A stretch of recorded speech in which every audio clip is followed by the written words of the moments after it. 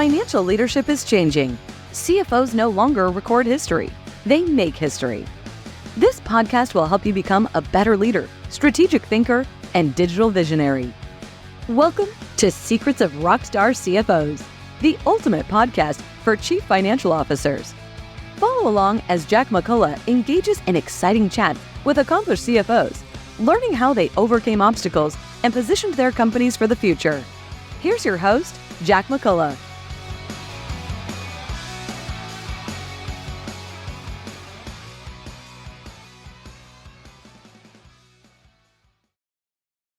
Hello, everyone, and welcome to the Secrets of Rockstar CFOs. I'm your host, Jack McCullough. You can follow us online at rockstarcfos.com. Before we begin, I want to give a shout out to our two sponsors, Payhawk and Planful, who make this and all of our episodes possible. We have a great guest today, so let's get to it. Rock on. Welcome, everybody. We have a fantastic guest today. Devina Rankin is the CFO of WM, which some of you might know as Waste Management. Certainly one of the most ubiquitous companies in the world, but also one that's gone through an amazing transformation in recent years. Devina, welcome to the Secrets of Rockstar CFOs. Thanks so much, Jack. Happy to be here. No, thrilled to have you. And I know, historically it's a company we all know, but as I was preparing for this interview, I learned so much about your new business model and transformation. And I was wondering if you could share with our listeners a little bit at the 10,000 foot level about your company. Sure. So I have to say it's an exciting time to be at WM. Many people know our company because of a 1-week event in Phoenix, Arizona called the WM Phoenix Open. But when you step back from that event and think about who we are and what we do, it really is on a grand scale and an impact that we should all care about. And it's providing environmental solutions to each and every one of our communities across North America. And it's a really exciting time to think about not just solid waste, taking garbage to the curb and having it picked up and magically taken care of for all of us, but ensuring that we're thinking about resource recovery and reducing the climate impact of the waste that we all generate, and ensuring that we're a responsible party in helping our customers think through all of that. No, that's great. I mean, it's a fantastic story. I look forward to telling that a little bit. But before we do, I'd love to learn a little about your early years. I know you went to college in Texas. Are you a native Texan? So I was born in Hawaii and lived in England because my dad was in the Air Force. I'm in a family that really is proud to be military, and both my dad and my grandpa were in the Air Force and had great careers and retired from the military.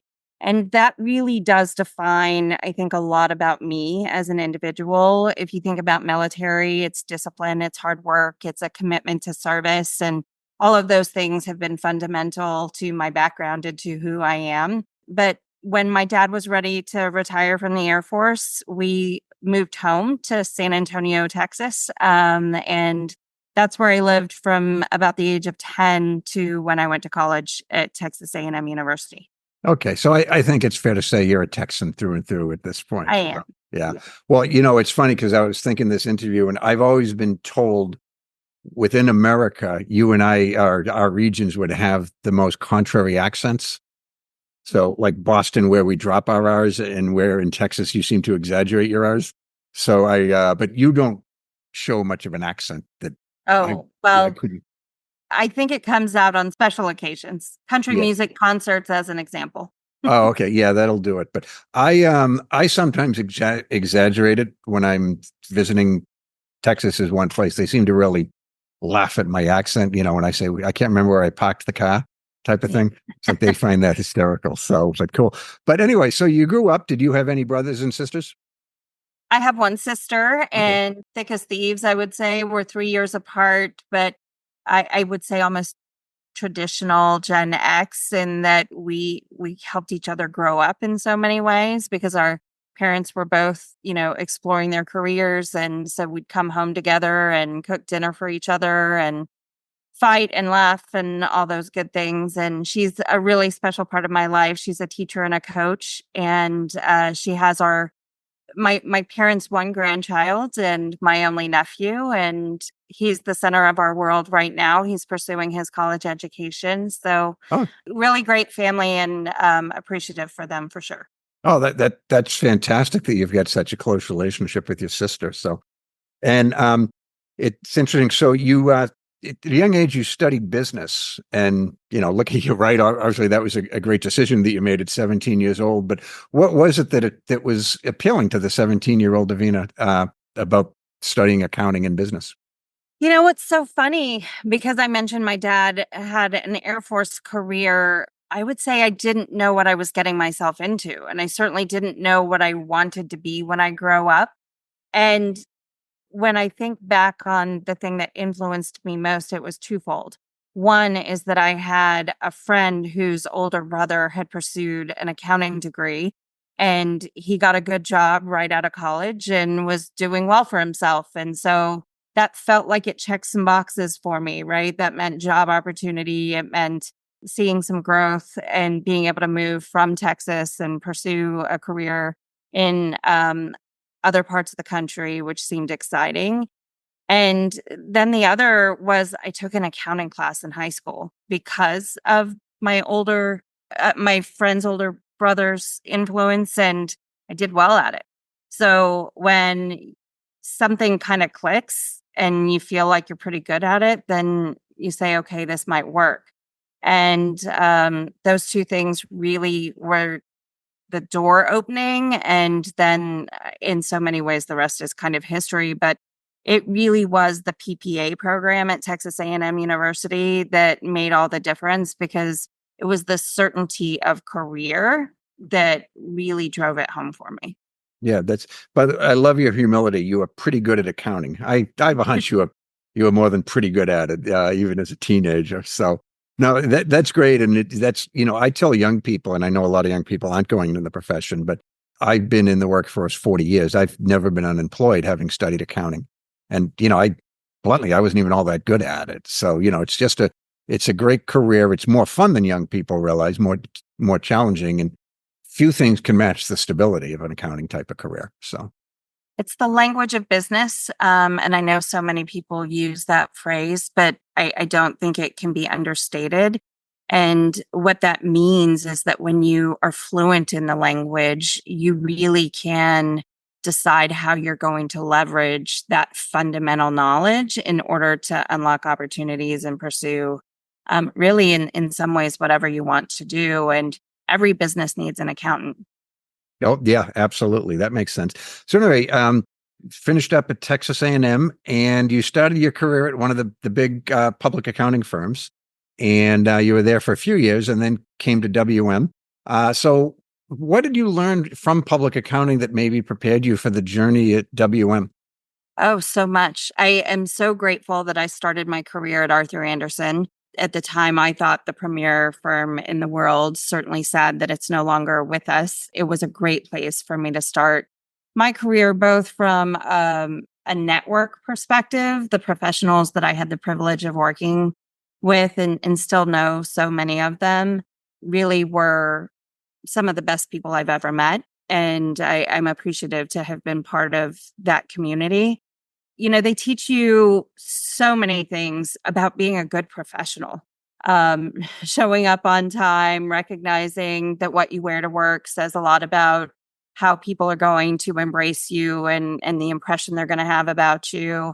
Understanding, the rewards that come from hard work and relationship building and network building, the fact that you can learn a lot from a client by sitting down and having a conversation with them. And I think that's one of those things where I haven't been in public accounting for a long time, but I do wonder if it's in some ways a lost art, because everything's done via email or chat these days.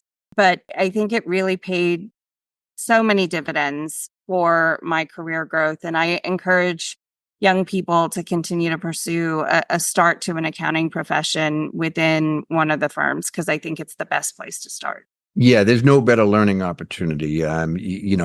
Long term, it's absolutely not for everyone. I was 3 years, became a CPA, and I didn't envision myself doing that for the remainder of my career. But looking back, I just learned so much in a 3-year period. It was crazy. So Same here. yeah. Absolutely. Devina, you're not exactly what I would call a unicorn, but you're pretty darn close to it in that you've worked for the same company for 25 years. And I don't know if that was like a conscious plan that you had to set up, put down roots and build your legacy at one company, or was it just one of those things that evolved? Because clearly you had a great run. Yeah, I would say it's not an intentional plan. I came to a great company that I knew was stable, but what I found is a place where the people are fantastic and the opportunity to learn, grow, and contribute is really also stellar. And so those are the two things that have kept me here. I'm proud to be part of this organization, but I'm very honored to have had the opportunity to serve this company and to feel like that it's given me so much in return. Yeah, because you've been almost a quarter of a century and you've been 8 years as the CFO. So, whether it's by design or not, you're building an amazing legacy within the company. So, It really is a fantastic place to work, and it's about the people. We talk about people first at WM, and it really is a commitment that we make every day. And when the people you work with are salt of the earth and hardworking and working towards shared goals, it really makes it all a lot of fun. And that we all spend so much time at work that you want to be sure that you're having fun while doing it. yeah, that's a great philosophy. So in those 25 years, I assume you've had some invaluable lessons along the way, but what are some of the great learning opportunities that you've experienced? And related to that, maybe some mentors that you've had along the way as well. There's countless mentors. And what I think is so important is that we recognize, mentorship is really about an investment of time, and time's our most precious gift. And what that means is that people are, people really do care and they're investing in you, and making sure you make the most of it's really important. The most important mentors I've had here at WM have been Cherie Rice. She was the treasurer when I was in accounting, and she opened a door for me and allowed me to take a step across the organization into the treasury organization. And it really did change the trajectory of my career. And she just taught me so much about being willing to expand your horizons beyond, your degree and your background, and trusting yourself to grow. Jack Pope was a member of our board when I joined this company at 26 years old. And he just retired earlier this year. And his voice has been important and impactful to me from the beginning. And I think the things I learned from him were, you show up, you're thoughtful, you're engaged. He was a brilliant, brilliant person, still is. We just don't get the benefit of that in our boardroom anymore. But you have to embrace the time that you have with people so that you learn from their voice and their experience, even if they're not directly impacting you. And so I learned that from him. And then, of course, my relationship with Jim Fish, our CEO, he's taught me to trust myself. Others' confidence in your capabilities can only take you so far, but you really have to trust your own capabilities and contributions. And he helped me to do that. Well, you stole one of my questions. I was going to ask you about that relationship with Jim, but you've worked together a little bit now, and according to some people, there was even a survey about it by Accenture, the consulting firm. It's the most important relationship in a company, or at least amongst the C-suite. And it sounds like you have a very good, productive relationship. We do, Jim and I have been partners for 12 years now, and that doesn't happen very often.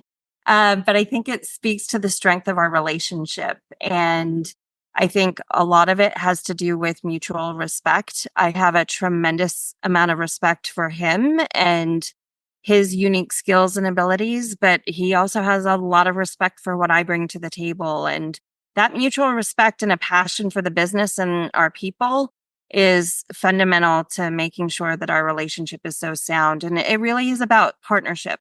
And then we also have a COO within our leadership team, and we think of ourselves almost like a three-legged stool, and bringing the three of us together with some purpose to be sure that we are setting a clear direction for the organization is really impactful. And it's all about trust, shared responsibility, and then ambition.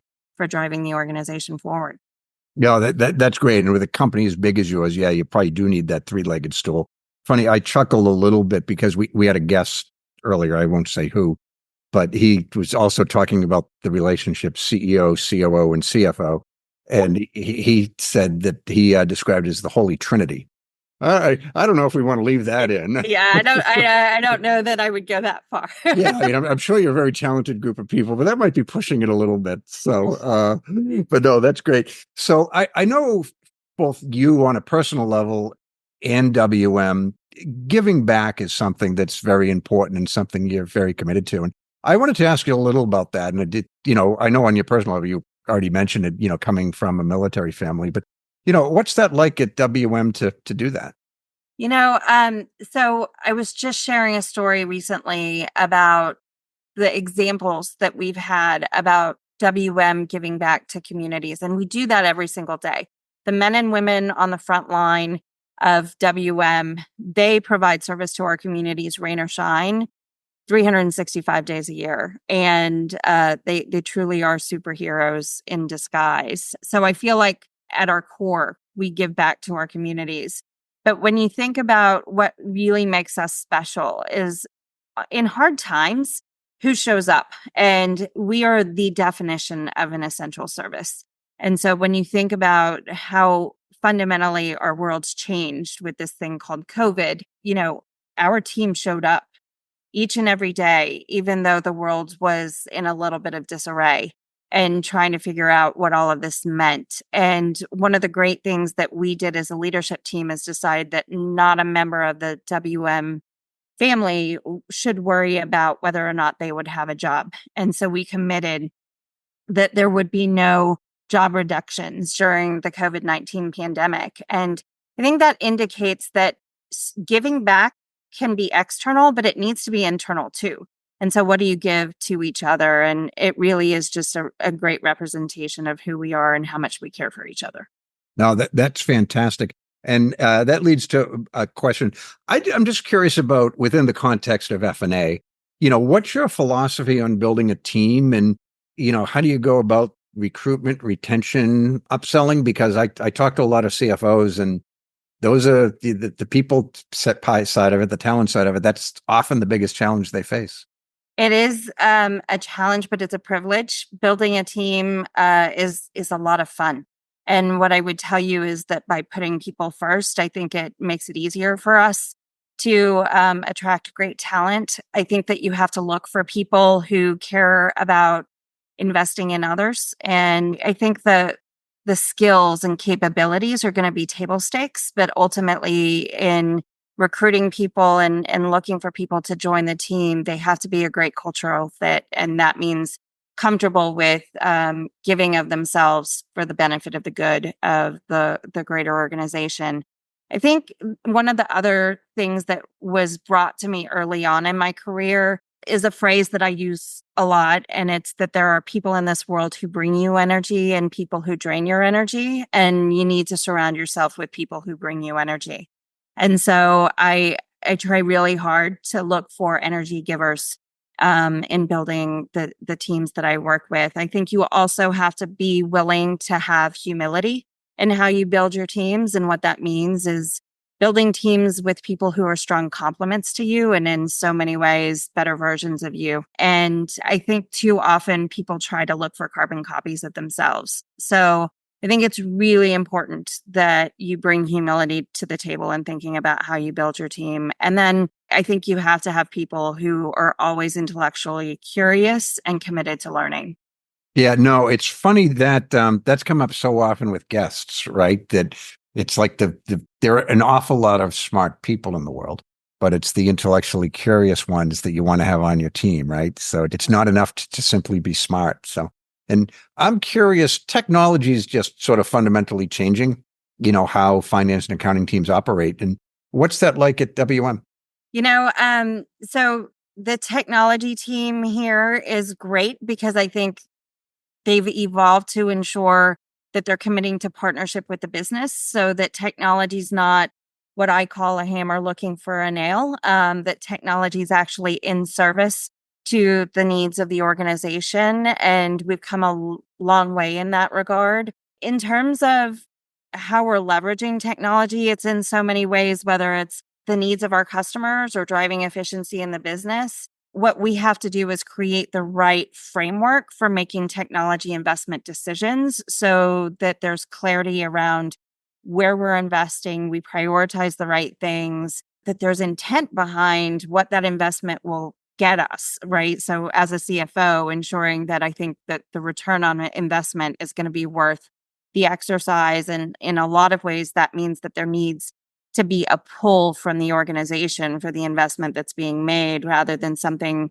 that the corporate office thinks will be a great addition to our toolkit. And so really thinking about how technology can be used to enable the organization and ensure that we're addressing things where we have challenges, whether it's customer-oriented challenges or our ability to serve, and being a solution for those challenges.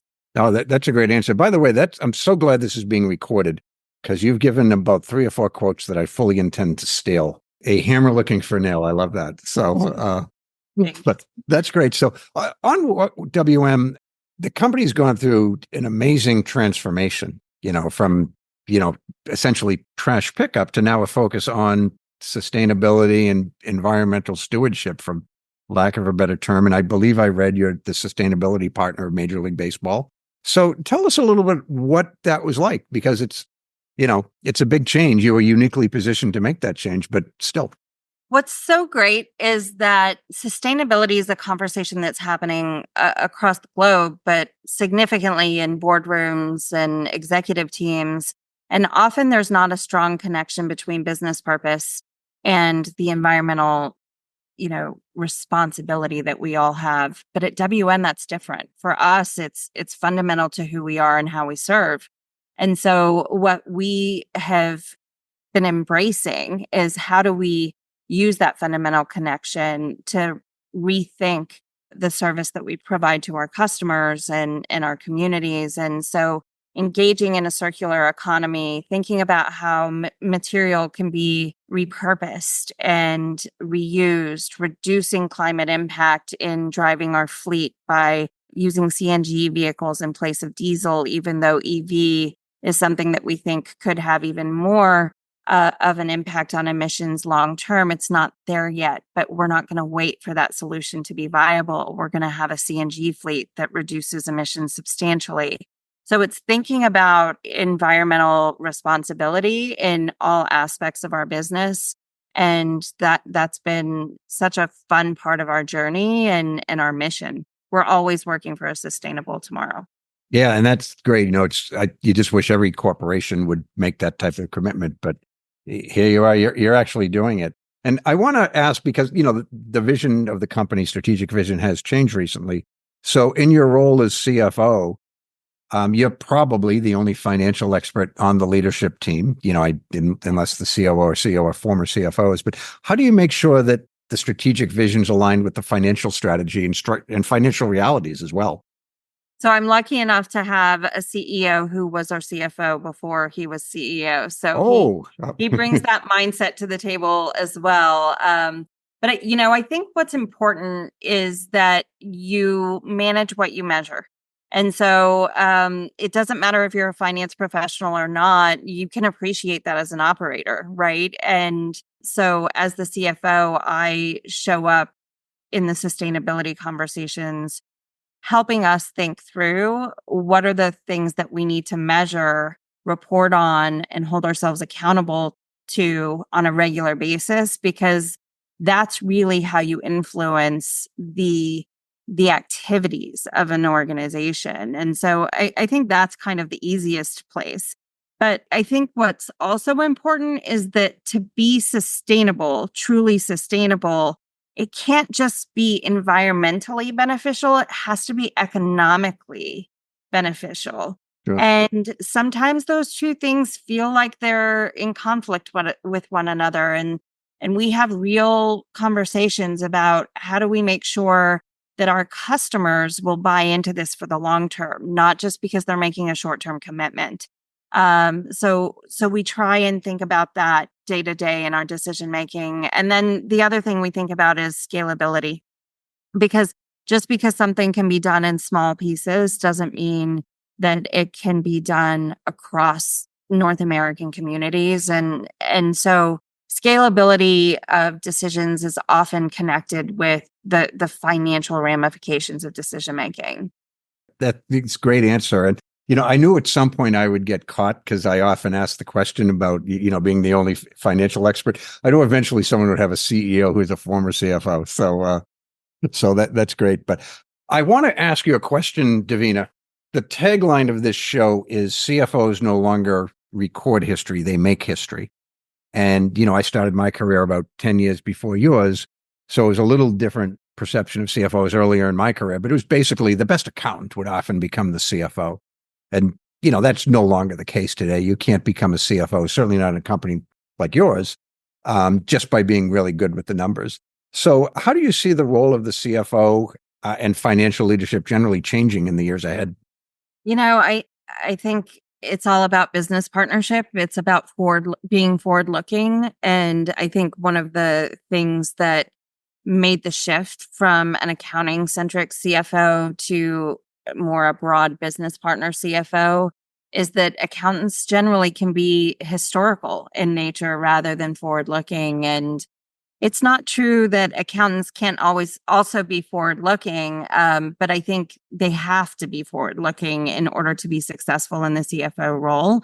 And that's really what's important is learning from the past so that you know how to grow into the future. That makes a lot of sense. And forgive me for this question, Devina, but I'm legally required to ask you this question as a podcast host. But how do you see technology and maybe Gen AI impacting the role of the CFO and his or her teams? So it's a really good question. We actually just had a teaching session on this yesterday for our finance organization as a whole. I think that what's really important is that we move with some caution and being thoughtful about how Gen AI will be used. I think there are a lot of ways, right? Is it automation to improve cost and efficiency of the organization? Are there opportunities to innovate and do things in a new and different way? Is there a way to unlock knowledge that's trapped in the organization because none of us can consume data as quickly as the machines can? I think those are the places that we're really going to see some progress in organizations. And the CFO's role in all of that, I think, is our strong mind for governance and having the right foundational governance decision-making processes in place so that we use AI with a commitment to, the best outcomes and the best results, the right priorities, and then also thinking about your culture and what you are to your customer so that you're thoughtful in mitigating risk and thinking about stakeholder implications. Those are really the things that I think have to come into play in striving for all of the great cost reduction and innovation that Gen AI can create for all of us in the way that we work. No, that's a great answer. And I don't know about you, I had never heard of Gen AI until basically there's one day nobody had heard of it, and the next day all of us have heard of it. And I was in that category. I just didn't anticipate how transformational it will be. It feels like the internet back in the mid 1990s. It's like we thought that was once in a lifetime. It turns out it's probably twice in a lifetime. So it's a lesson about the speed of change, and I just think that we continue to see the speed of change accelerating in the workplace. So great. So Devina, I noticed that you recently shared your journey of surviving stage 3 uterine cancer on social media. And, I found your story incredibly inspiring. First of all, the fact that you survived and was so brave during the journey, but that you were willing to share your story on LinkedIn where you have thousands of followers. But if you feel comfortable, I'd like it if you could share a little about the experience and how it's influenced your perspective on leadership and your role at Waste Management and, your perspective on everything generally. So I'll start by saying, without a doubt, that health is important and self-care is important. And one of the things that we can often do as professionals is put that last, and we have to put it first. Because if you've not taken care of yourself, you can't show up for others. And the other thing that I learned is perspective. I think I'm able to put work into appropriate perspective these days in a really healthy way, and that's been good for me, and it's probably been good for my team because they see an increasingly human and empathetic side of me, although I think those were strengths before. And I would actually just advocate for people recognizing that everyone's going through something and be kind to one another so that you give people the space that they need to be sure that they show up as their best selves at work every day. And for me, when I was going through treatment, I will tell you that WM was a safe place in a lot of ways because it was the one thing that still felt within my control. Treatment does a lot of things to you and it's not a lot of fun. But this community of people that I get to work with every day gave me a lot of strength. And so I'm grateful to have been part of this organization at the time that I was going through it. And I'm particularly grateful to be on the other side. But I think it's important that we share these stories because in sharing them, we give each other some strength when we're going through tough times. Yeah. And, I just think it's so admirable of you. So very few executives, particularly one as visible as you are willing to talk about it publicly in the way that you have. And, that's it's their decision. It's, that's fine. But I just want to say I have deep admiration for you for the fact that you did so. Well, thank you so much. So cool. And, that brings up a question. I always wonder, because I was a CFO, never at a company anywhere near the size of yours, but it's a hard job. And, I wasn't all that good necessarily at the whole work-life balance thing. But for you, huge company, plus you're on the board of directors for a publicly traded company, and you're actually giving back as you do. You're a lecturer at Texas A&M. So how is that possible with everything you have going on? So I think we make time for the things that matter. And all of those things matter a whole lot to me. And so, but I also make time for my family and my home life and traveling and exploring new restaurants and doing fun things. So I think it's important to give yourself space for professional growth and development. And in so many ways, when I was thinking about board service, I was thinking about a mutually beneficial relationship, somewhere where I could give the value of my experience to another company and that I, in return, could continue to grow as a professional. Because as we talked about already, I've been with the same company over 20 years. And sometimes you can get a little too insular when you've been at the same place for so long. And so I need to be sure that I'm stepping outside of my role with some purpose to be sure that I'm plugging into the world around us. And that's for the good of WM as much as it is for my own professional journey. And so I get that in my board service at Key. And when I think about lecturing at Texas A&M University, we talked earlier about mentors.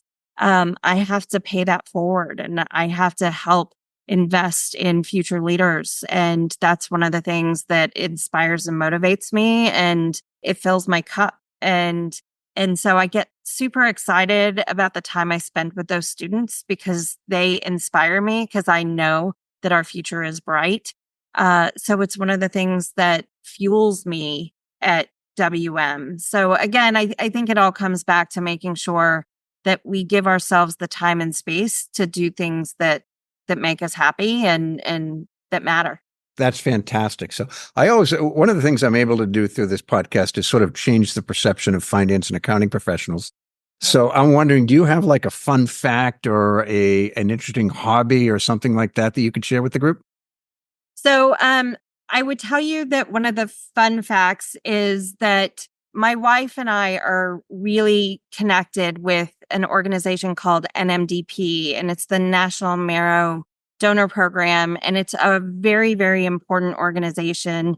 It used to be called Be the Match. And our original connection happened because my wife gave a life-saving bone marrow donation to a 13-year-old girl who had acute lymphoblastic leukemia. And that 13-year-old girl is now a young lady who just this month gave birth to a baby boy. And none of that would have been possible without this organization. And so my fun fact is that in addition to all of the things that I get to do as a professional, I know that the life I lead outside of work is one of purpose. That's what a wonderful organization. And I'm not the most emotional guy in the world, but you can go on YouTube and watch videos of people meeting their donors. I mean, if that doesn't move you, you may not be fully human, I'd say. So, but agree completely. It was one of the most fabulous moments of our lives when we met Diana's recipient. Cool. Well, I can only imagine that it would be. So, well, you've had a great career and continuing, but just so much that I think the next generation of financial leaders could learn from you. But so I'd like to conclude, if you have any advice for that next generation of things that they should be focusing on or whatever it is that comes to mind. Yeah. So I sum it up in 4 words, and those 4 words are deliver, engage, care, and inspire. And what I mean by that is delivering really has to be fundamental to who you are. It means setting clear and achievable goals and doing what you say you're going to do. And, being accountable. Engaging, what I think is important is stepping back and thinking about how you're spending your time every day. Are you engaging in the things that matter to your organization? Are you volunteering to be part of special projects? Are you, engaging in fun activities that are had across the organization where you get to learn about things beyond your own scope? And so just really intentionally engaging in the organization more broadly than in your specific role. Care, what I think is important there is, WM's 48,000 strong. And if you don't care about the 48,000, if you don't care about the team that you lead, if you don't care about the team that you're a part of, you're probably not in the right place. So find yourself somewhere where you care about the mission, you care about the team, and all of that really should drive the results. And then inspire, for me, I had a moment in my career where I started to think about, the inspiration and where it should come from. And I recognized that in so many ways, I had a responsibility to be the leader that I wish I had. And if I wasn't working hard every day to be, worthy of people feeling like they were investing in a right place because they were inspired by my leadership, I was probably falling short. So I'm not sure that I necessarily live up to it all the time, but I work at it. Yeah, that's all we can do is work at it the best. So that's I'm going to change the order to make it easy for me to remember, but DICE. So it's deliver, inspire, care, and engage. So DICE, everybody. So cool. That's some great advice. So, and with that said, Devina, this has just been a really wonderful conversation, and thank you for making the time. And we actually get to do it again live in front of 300 or so CFOs in Dallas in a few weeks. But for the moment, I'd just love to give you the final word. So, Jack, I got to tell you, when I got this invitation, I didn't think I could live up to the title, because rockstar sure seems like something that most CFOs don't think that they are. But it's been such a pleasure. I thank you for doing this, not just for me, but for all of your listeners. It really is a service to the future of our profession, and I think the good of our society, because ultimately, CFOs drive financial markets in a positive way, and they're an important part of, building retirements and building futures and sustaining homes and families. And so thank you for the service that you give. Thanks again to Payhawk and Plantful for their support of the Secrets of Rockstar CFOs. Rock on! Thank you for listening to this episode. To continue your exploration of this role that focuses on strategy, leadership, finance, and technology, listen to more episodes of the show at rockstarcfos.com. Join this revolution, episode by episode. Push yourself to achieve great things and unlock the best opportunities available to you. CFOs are creating a legacy, and it's time for you to leave your own unique imprint on the world today. That's all for now. See you on the next one.